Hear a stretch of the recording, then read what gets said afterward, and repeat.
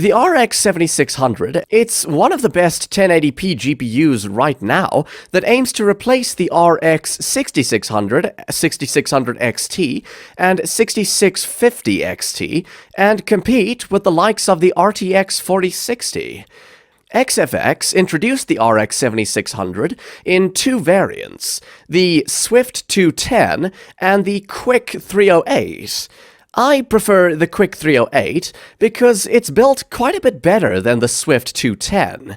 It has a triple fan configuration with a plastic shroud and a metallic backplate with the word QICK on it in a large font.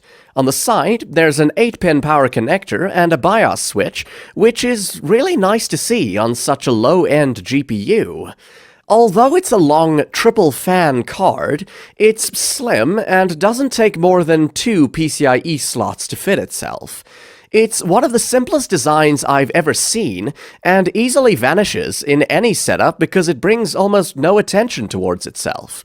In terms of gaming performance, the RX 7600 is perfect for esports enthusiasts.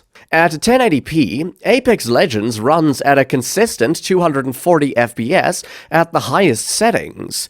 Even more demanding games like Fortnite, Call of Duty Warzone, and PUBG can easily stay above 144 FPS on this GPU.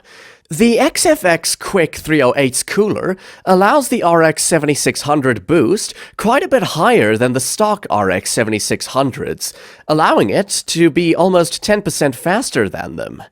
It's quite similar to last generation's RX 6650 XT and RX 6700 in terms of performance, and with that performance boost, it really tightens the gap with even something like the RX 6700 XT if the game uses less than 8GB of VRAM.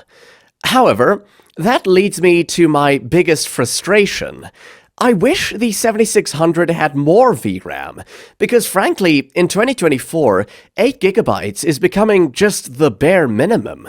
I feel like a 10GB VRAM buffer would have made this GPU unstoppable, and could have easily annihilated the competition.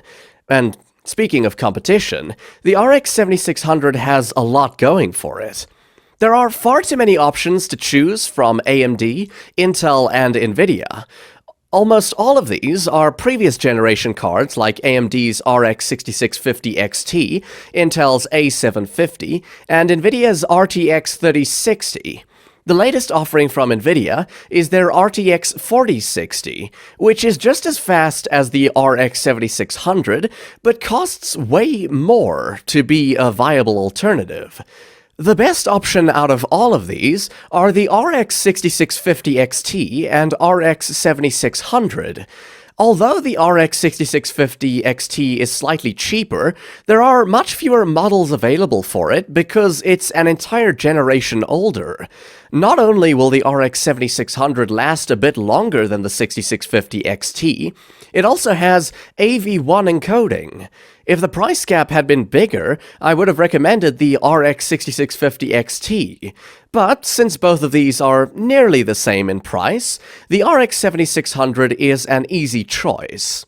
To sum it up, if you need a fast GPU for maxing out games at 1080p with the latest features and excellent video encoding, the RX 7600 is the most compelling option in the sub-$300 price category. Although the 8GB VRAM may concern some due to the increased demand of modern games, it's still enough VRAM to play games at 1080p. To sum up, what I like is that it's excellent at 1080p with some room for 1440p, metal backplate even on a budget, and it's the highest clocking RX 7600. On the downside, slim profile but quite long, and the 8GB VRAM can be a limiter. Ratings: PCB design, 8.5 out of 10. Performance, 8 out of 10. Aesthetics and cooler design, 9 out of 10. Value for money, 9.5 out of 10. For an overall rating of 9 out of 10.